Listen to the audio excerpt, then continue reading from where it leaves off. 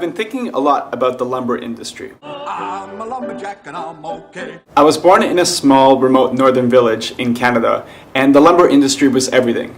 And I saw heaps of sawmills when I was younger, and it was always very interesting to me to see the byproducts that come from chopping down trees. See, when sawmills were first created, they never used all their waste products like sawdust. And it wasn't until a while that they realized that all this waste that they're generating could actually be packaged into products and then sold at a profit. You know, things like mulch for gardening, or even like the particles are sold into chipboards, or even pellets for fuel. All this stuff they can sell. You know, the oil industry is exactly the same. There's petroleum-based products in a lot of the processed foods that we eat nowadays.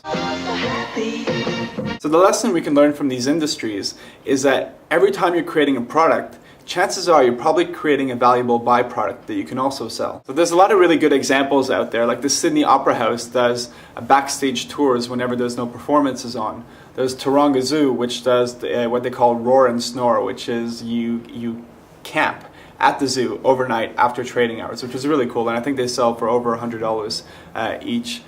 And well, that's like Global Gossip. I mean, we sell space on our walls or on our screens sometimes when it's not being used. All this stuff is byproduct.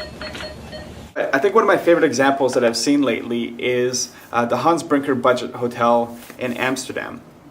I mean, their marketing is pretty out there, it's pretty crazy, and because it's so remarkable, the guests have actually started buying posters, or they started asking to buy their advertising, and which is a nice little side business. I mean, a lot of people do this. They sell souvenirs and mementos and all that kind of stuff.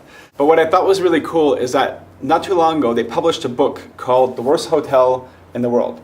And it's pretty thick. It's got a whole bunch of examples of their marketing. It's got a story about the hotel. And this is not only for guests, but it's also for people who work in the tourism industry, but also people who work in advertising. See, I picked up my copy of this book in Toronto, Canada for $45. $45 Canadian, which is quite a lot of money. And so that right there, cool little byproducts. So what byproducts are you creating? Leave me a comment, let me know.